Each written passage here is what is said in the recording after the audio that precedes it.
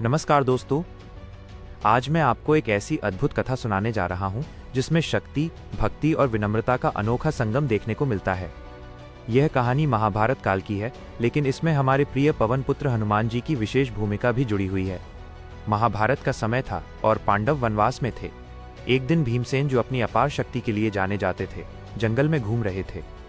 भीम को अपनी ताकत पर बहुत गर्व था और वो सोचते थे कि संसार में उनसे अधिक बलशाली कोई नहीं है। चलते चलते वे एक सुंदर वन में पहुंचे, जहां की हवा बहुत सुगंधित थी। अचानक उन्हें एक अद्भुत सुगंध आई, ऐसी सुगंध जो उन्होंने पहले कभी महसूस नहीं की थी। भीम उस सुगंध का पीछा करते हुए आगे बढ़े और उन्हें एक दिव्य पुष्प दिखाई दिया, जिसे सौगंधिक पुष्प कहा जाता है। भीम ने सोचा कि ये फूल द्रौपदी के लिए लेकर जाना चाहिए और वे आगे बढ़े। जैसे ही वे आगे बढ़े, उन्होंने देखा कि रास्ते में एक वृद्ध वानर लेटा हुआ है, जिसकी पूंछ रास्ते में फैली हुई है। भीम ने ऊंची आवाज में कहा कि वानर अपनी पूंछ हटाए, क्योंकि उन्हें आगे जाना है। उस वृद्ध वानर ने धीरे से उत्तर दिया कि वो बहुत वृद्ध है और उसमें इतनी शक्ति नहीं है, इसलिए भीम स्वयं ही उसकी पूंछ हटाकर आगे बढ़ जाएं। ये सुनकर भीम को थोड़ा क्रोध आया। उन्होंने सोचा कि एक साधारण वानर की पूंछ हटाना उनके लिए कोई बड़ी बात नहीं है। भीम ने अपनी पूरी ताकत लगाकर पूंछ उठाने की कोशिश की, लेकिन आश्चर्य की बात यह थी कि पूंछ 1 इंच भी नहीं हिली। उन्होंने फिर पूरी शक्ति लगाई, उनके शरीर से पसीना बहने लगा, परंतु पूंछ वहीं की वहीं रही। अब भीम को समझ में आने लगा कि यह कोई साधारण वानर नहीं है।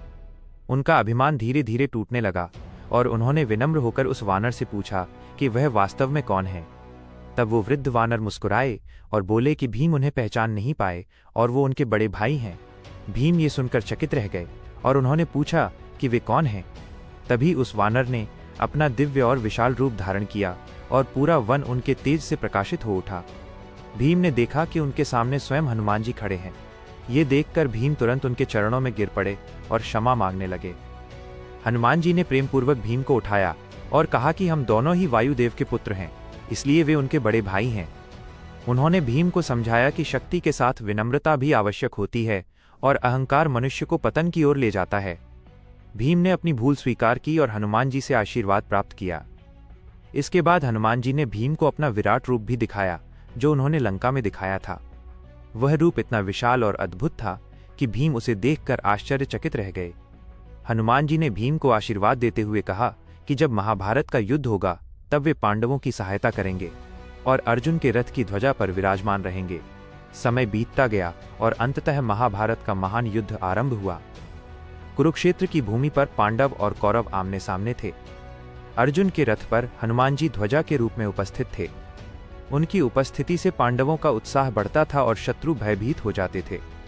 जब भी युद्ध में कोई कठिन परिस्थिति आती, ऐसा माना जाता है कि हनुमान जी की गर्जना से पांडवों का मनोबल और भी मजबूत हो जाता था। एक बार युद्ध के दौरान कर्ण ने इतना शक्तिशाली प्रहार किया कि अर्जुन का रथ पीछे की ओर खिसक गया। तब श्री कृष्ण ने अर्जुन से कहा कि ये रथ हनुमान जी की शक्ति के कारण ही अब तक स्थिर और सुरक्षित है। उनकी उपस्थिति पांडवों की रक्षा कर रही है। युद्ध के अंत में जब अर्जुन रथ से उतर गए और श्री कृष्ण भी उतर गए, तब हनुमान जी ध्वजा से अदृश्य हो गए। जैसे ही वे गए, अर्जुन का रथ तुरंत जलकर भस्म हो गया। अर्जुन यह देखकर आश्चर्यचकित रह गए। तब श्री कृष्ण ने समझाया कि रथ पहले ही नष्ट हो चुका था, लेकिन हनुमान जी और उनकी उपस्थिति के कारण वो अब तक सुरक्षित था। इस प्रकार हनुमान जी ने महाभारत में प्रत्यक्ष रूप से नहीं, बल्कि अप्रत्यक्ष रूप से पांडवों की सहायता की और उन्हें विजय दिलाने में महत्वपूर्ण भूमिका निभाई। इस कथा से हमें ये सीख मिलती है कि चाहे हमारे पास कितनी भी शक्ति क्यों न हो, हमें कभी भी अहंकार नहीं करना चाहिए। सच्ची महानता विनम्रता, भक्ति और सेवा में ही होती है। तो दोस्तों, अगर आपको ये कहानी पसंद आई हो तो इसे अपने मित्रों और परिवार के साथ जरूर साझा करें और ऐसी ही और प्रेरणादायक कथाएं सुनने के लिए जुड़े रहें। धन्यवाद।